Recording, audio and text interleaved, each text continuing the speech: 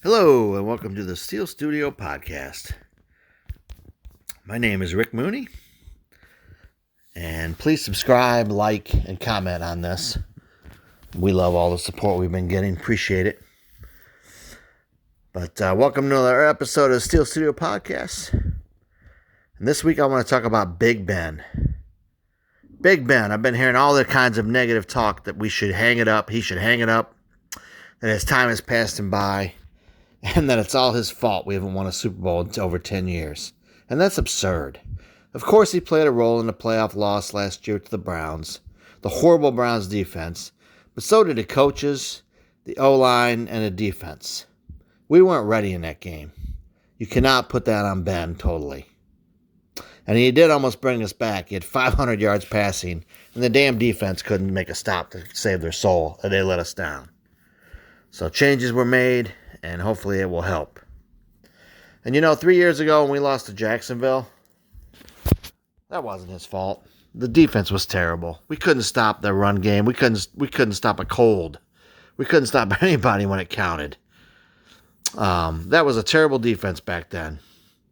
And it's sad because we should have won so many more championships with all this talent, but you can't put it on Ben.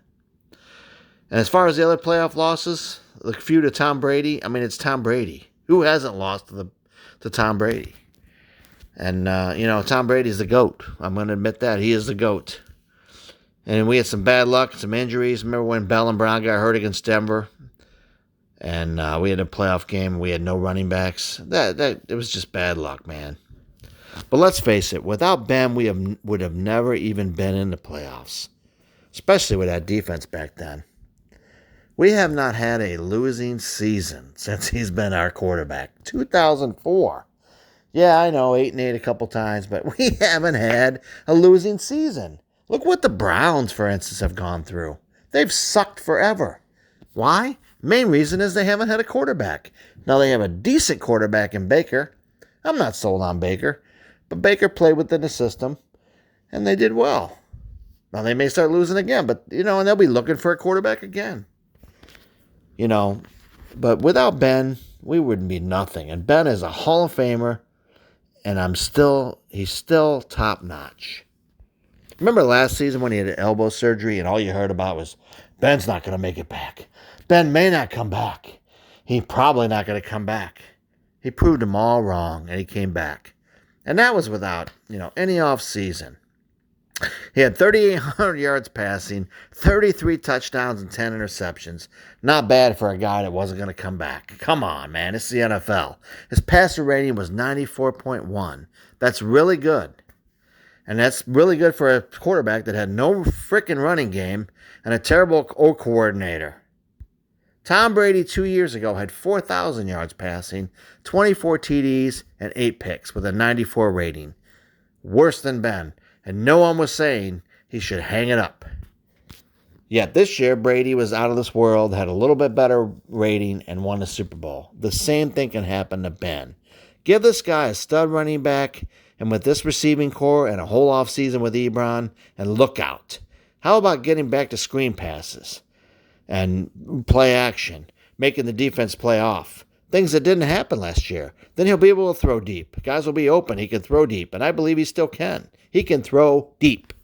Everyone forgets Ben had major surgery on that elbow. No OTAs, a shorter camp, and preseason. He had to adjust his throwing motion all over again. And I'm sure that wasn't an easy rehab. Can you imagine having elbow surgery and then trying to be an NFL quarterback? Can you imagine having elbow surgery and trying to go work a regular job? Come on, man. I doubt that he was able to lift weights or do much else besides the rehab. The elbow should be a lot better shape this year. He will concentrate on his health and his fitness, and he will come in like a rock. And then with COVID, having the schedule changed and thrown off, and everything else that got changed with this team, and with all that, was 11-0 before teams finally figured out how to defend Fichtner's offense. And they were never able to adjust. Washington proclaimed that they got our snap counts. and they knew our snap counts. And I have a hard time believing Cleveland didn't know our snap counts as well in that silenced playoff game that would have been a madhouse had it been a normal season. Come on, man. He hardly looked like a quarterback that should hang it up. He had some amazing passes and made another rookie receiver, Chase Claypool, look like an all-pro. And Chase is probably going to be, especially if he has been throwing to him.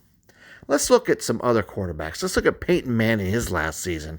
He had 9 TDs and 17 interceptions and a passer rating of just 67.9. Now, if Ben had those numbers, I'd say yes, he should hang it up. Not even close, though. And how about Breeze last year? He had a passer rating of 70.1. That's far-fetched compared to Ben's 94.1. It was clearly time for them to hang it up. And if Ben gets to that point and he can't throw the ball and he has 9 touchdowns and 17 interceptions, I will be the first one to say, we will be the first one to say here at Steel Studio that he should retire. But there is no reason to think right now he should retire. I also believe that Ben wants to play at least 2 more seasons, at least. He was recently quoted as saying, I want to win more championships for this team and this organization. Plural, not just championships. And the media is spending everything with the voidable years and everything like this is it for him. No one said that. No one said that from the Steelers or Ben. Just cool your jets. He has not actually said that. And just because they did voidable years, they can restructure those. And they only did that because it was a cap move because of this $15 million loss with the cap going down. We at Steel Studio believe Ben will have a great season and also play more than 1 year. Hell, I'd take him for 5 years if he played like he has late last year even. And I think he's going to be better than he was 2 years ago. With the elbow now good and him rehabbing him in a normal offseason, which it looks like it's going to be, let's see what happens then. Give him a running back that can flip the field. Let's see how he does then. Number 7 is going to dominate then. Just to change quarterbacks for the sake of changing quarterbacks, like a lot of fans and media want to do, is stupid. He gives the Steelers the best chance to win another 7th Lombardi. And I hope he does. You got to have a franchise quarterback. Otherwise, you're drafting one every couple years, like the Jets, Carolina, some of these other teams every year that are at the top of the damn draft, picking another so-called franchise quarterback. Ben will win another title. He's not going to go out this way and be remembered as a guy that lost playoff games in the first round. He is going to win another championship for the Pittsburgh Steelers. Woo! I place my bets on Big Ben in 2021 and beyond. So people, please relax. Big Ben is fine. Look at the stats. Look at the team. Let's give it a chance, and let's see what happens. And when we win another championship, I want you to come back and tell me, kiss my ass, and tell us that we were right. Subscribe and follow us on Twitter, Facebook, Spotify, and YouTube, of course. Please subscribe. Make your comments. If you don't agree, that's fine. We accept that. Please comment. And this thing is taking off, and we love the Steelers, and we love you guys. And go Steeler Nation. Go Big Ben.